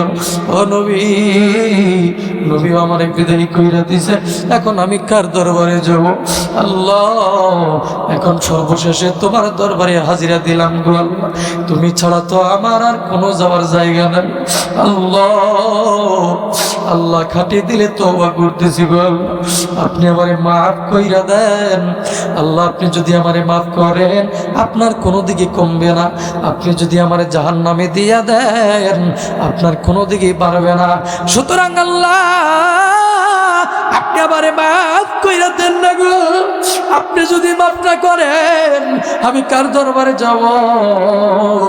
দুনিয়াতে আমি ছাড়া আপনার লক্ষ লক্ষ কোটি কোটি বান্দা আছে, কিন্তু আল্লাহ গো, আপনি ছাড়া তো আমার কোনো আল্লাহ নাই, কোনো মালিক নাই, কোনো ক্ষমা করণে মারা নাই।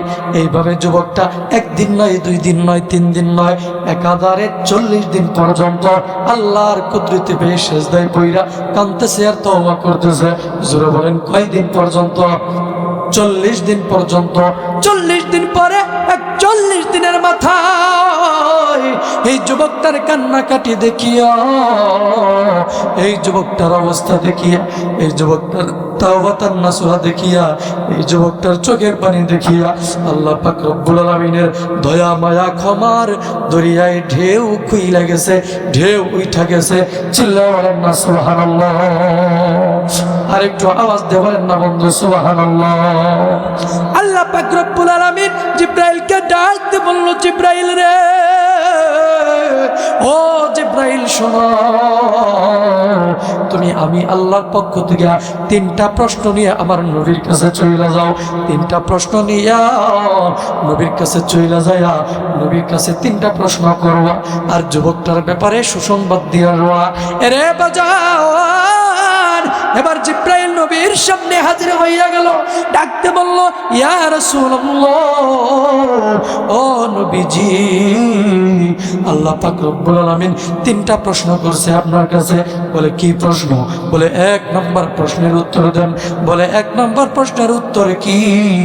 প্রশ্ন আগে বলো, উত্তর তোমারই পরে বলতেছি।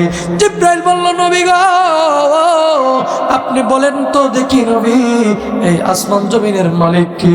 নবী বলল আল্লাহ। জিব্রাইল বলল, এইবার 2 নম্বর প্রশ্নের উত্তর দেন, মানুষের হায়াত মওতের মালিক কে? নবী সেটাও বলল আল্লাহ। জিব্রাইল এবার ডাক দিয়ে বলল, নবীজি, এবার 3 নম্বর প্রশ্নের উত্তর দেন। জিব্রাইল এবার ডাক দিয়ে বলল, নবী গো, 3 নম্বর প্রশ্নটা হইল, মানুষ যদি গুনাহ করে, মানুষ যদি অপকর্ম করে, মানুষ যদি নাফরমানি করে, মানুষ যদি গুনাহের কাজ করে, অপকর্ম করে, সেই গুনাহ, সেই নাফরমানি, সেই অপকর্ম, সেই অন্যায়, সেই খারাপ কাজগুলা ক্ষমা করার অধিকার কে রাখে? তবু নবী বলল, তো সেটাও ক্ষমা করার অধিকার তো আল্লাহই রাখে। এবার জিব্রাইল ডাকতে বলল, নবী গো, তাহলে গত 40 দিন পূর্বে একজন যুবক আসছিল অপকর্ম করিয়া আপনার কাছে সমাধান নেওয়ার জন্য, আপনার কাছে ফায়সালা নেওয়ার জন্য। আপনি তাকে সমাধান দেন নাই, আপনি তাকে ফায়সালা দেন নাই, আপনি তাকে আপনার দরবার থেকে তাড়াইয়া দিয়েছেন, বাহির কইরা দিয়েছেন। ও নবীজি, আল্লাহ আপনাকে দোষ দিচ্ছে না, আমি জিব্রাইল আপনাকে দোষারোপ করতেছি না, কিন্তু নবীজি আল্লাহ আপনাকে যতটুকু তৌফিক দিয়েছিল ততটুকুই আপনি বলতে পেরেছেন। ও নবী গো, আপনি যখন যুবকটাকে বাহির কইরা দিলেন, ও নবীজি যুবকটা একটা দৌড় মারিয়া জঙ্গলের মধ্যে চলে গেছে। জঙ্গলের মধ্যে যাইয়া উঁচু পাহাড়ের উপরে উঠিয়া আল্লাহ পাক রব্বুল আলামিনের কুদরতি পায়ে সিজদায় পইরা এমন ভাবে কান্দিছে, এমন ভাবে চোখের পানি ফেলাইয়া তাওবা তার নাসুহা করেছে, এমন ভাবে কেঁদেছে। এই 40 দিনের মধ্যে যুবকটা এক লোকমা খাবারও খায় নাই, এক ঢুক পানিও খায় নাই, এক সেকেন্ডের জন্য বাড়িতে যায় নাই, শুধু তাওবা করছে আর তাওবা করছে, শুধু চোখের পানি ফেলাইছে আর কাঁদছে। ও নবী গো, যুবকটার এই কান্নাকাটি দেখা আল্লাহ পাকের দয়া মায়ায় ঢেউ উঠে গেছে। আল্লাহ পাক যুবকটাকে মাফ কইরা দিছে, যুবকটার তওবা কবুল আর মঞ্জুর কইরা নিছে। জান্নাতের সুসংবাদ দিয়া আমি জিব্রাইলকে আপনি নবীর দরবারে পাঠাইয়া দিছে। চিল্লায় বলেন না সুবহানাল্লাহ, আর একটু আওয়াজ দিয়ে বলেন না সুবহানাল্লাহ। গমচুবিনি জুদে ইস্তেগফারে কুন, গম্ব আমরে খালিকা মুদকারে কুন, বাজ আ হর আছে হস্তি বাজ আ, গর কফিরু গিবরু বুতপরস্তি বাজ আ, আরশবে গুয়ম কে ফরদা তরকে সৌদা কোনাম, বাজ চোফর দাশুদম রোজেরা ফরদা কোনাম, তওবা जो करता है होकर शर्मसार, जोश में आता है आफवे कर्द कर, বিপদ এলে তাড়াতাড়ি তওবা করে নাও, খোদার ইচ্ছায় বিপদ আসে বিধান মেনে নাও, ফিরে এসো হও না যতই পাপী, কাফের মূর্তি পূজক হলেও ফিরে এসো আজি, পাপ কাজের তওবা করলে অনুতপ্ত হইয়া গর্জে ওঠে মাওলা পাকের ক্ষমার দরিয়া। জোরকন্না আল্লাহু আকবার। আমরা কি এই যুবকটার মতো এত বড় গুনাহ করছি? কথা বলেন না কেন? আমরা কি এই যুবকটার মতো এত বড় কেউ গুনাহ করছি? না, এত বড় গুনাহ কেউ করি নাই। আমরা তো হয়তো করার মধ্যে কি করছি, হয়তো নামাজ পড়ি নাই, হয়তো রোজা রাখি নাই, এক উক্ত পড়লে আরেক উক্ত পড়ি নাই, একটা রাখলে আরেকটা রাখি নাই রোজা, হয়তো সুদ ঘুষ, হয়তো মিথ্যা কথা, এগুলাই তো করছি। এর চাইতে বড় গুনাহ ওই যুবকটার মধ্যে কবরই নাই, মাত্র এগুলা করি নাই। কথা বলেন ঠিক না ঠিক? তাহলে যে আল্লাহ যুবকটাকে এত বড় নিকৃষ্ট গুনাহ করার পরেও তাওবা তার নাসুহা করার পরে যে আল্লাহ পাক যুবকটাকে মাফ করে দিছে, সে আল্লাহ এখনো আছে না নাই? যেরকম আছে না নাই? আরে বাবা, 10টা মিনিট আপনার ধৈর্য হয় না, কেমন আপনি মুসলমান হলেন? আসলেন বসলেন এতক্ষণ, আর 5টা মিনিট 10টা মিনিট বসে থাকলে আপনার উপর দিয়ে 88 বন্ধ হয়ে যাবে মনে করতেছে। বড় কপাল পড়ে রে ভাই, এগুলা করেন না প্লিজ, এগুলা করেন না। এগুলা করে মাহফিলের পরিবেশ নষ্ট করেন কেন? শেষ মুহূর্তে যদি মোনাজাত করে না যাইতে পারলাম, তাহলে আর মাহফিলে এলাম কি লিগে? কথা বলেন ঠিক কিনা? আল্লাহ রাসূল বলছে, আর দোয়া ও মুখুল ইবাদা, দোয়া হলো ইবাদতের মগজ। দোয়াই করলেন না, আল্লাহর কাছে মাপ চাইলেন, আপনি কিসের মুসলমান হয়ে গেলেন? প্রিয় বন্ধুগণ, আবার শেষ করে দিচ্ছি, আর বেশি কষ্ট দেব না আপনাদেরকে।